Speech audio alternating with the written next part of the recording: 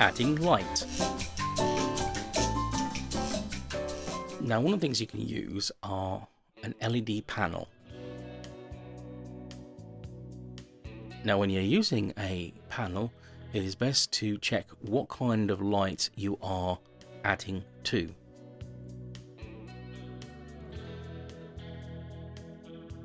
Daylight light will work perfectly well with this particular type of LED light because it is balanced to daylight.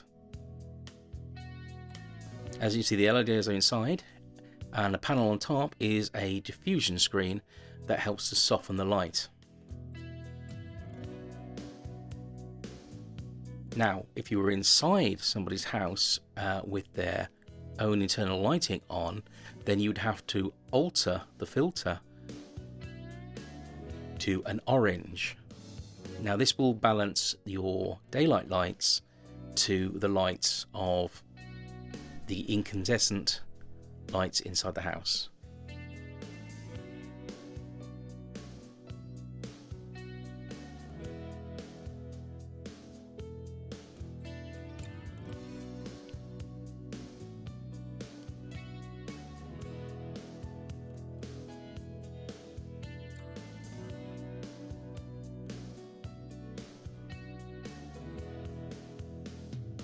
And as you see, most lights will take batteries, though you can also connect an external power supply.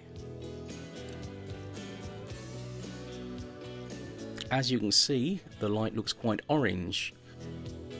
Now we'll turn off the main lights and replace the illuminations with these units. So we activate the color section. We check through the other settings.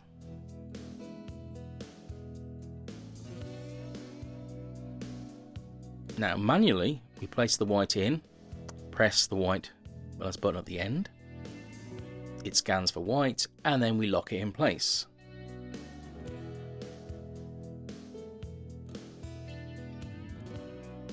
Now we'll record a small section of this and we'll see that the white balance has changed and there's less orange in our teddy. But of course the background is a lot darker. Now as you can see, if I bring in a white card, I can actually fill in some of the dark shadows as well. We can also do the same thing with another light. As you can see, it is also balanced to tungsten,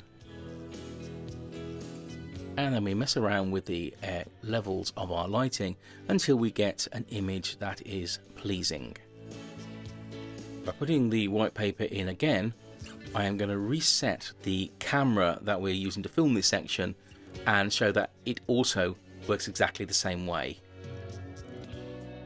Now let's just move the exposure around until we get a pleasing image, so it's not too overexposed and not underexposed either.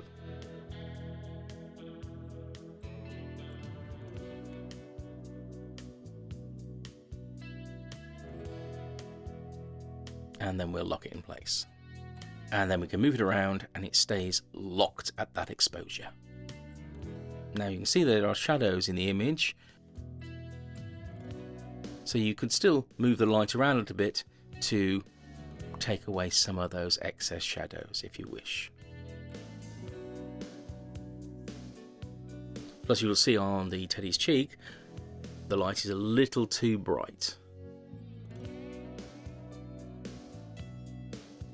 But with a little modification you can get a nice clear, crisp image. So there we have it. It's not exposing too much in the light areas. We have a nice gleam of light in Teddy's eye, and the shadows are quite smooth.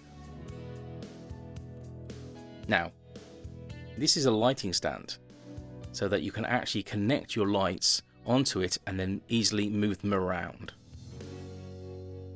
So you open them up and then you tighten up the legs, and then you release until you can get to the correct height that you want. Now the thread on top matches the thread on the bottom of the light.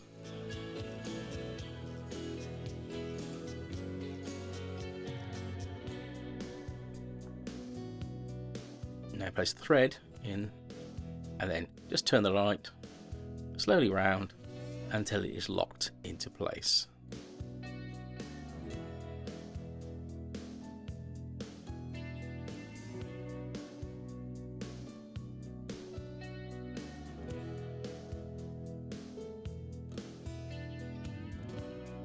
Now by releasing one of the connections, we can spin one of the parts of the stand, which allows us to move it around.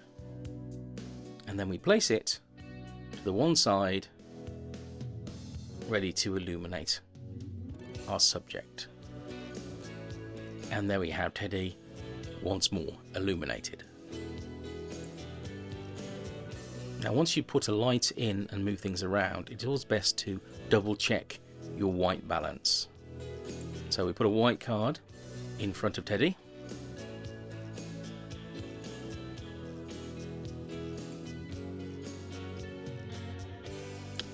From the color palette, we click the button to white balance again.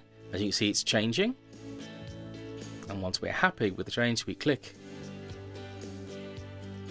and we bring it out and have a look.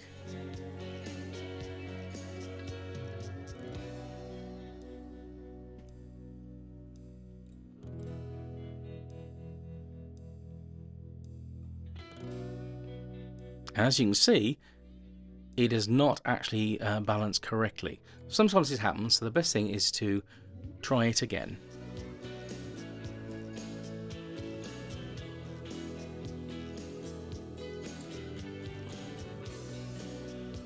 Now place it in. Now once more, click on the auto white balance button. It's taking it green for some reason. So what this time we'll go and get to the preset, which we know is correct,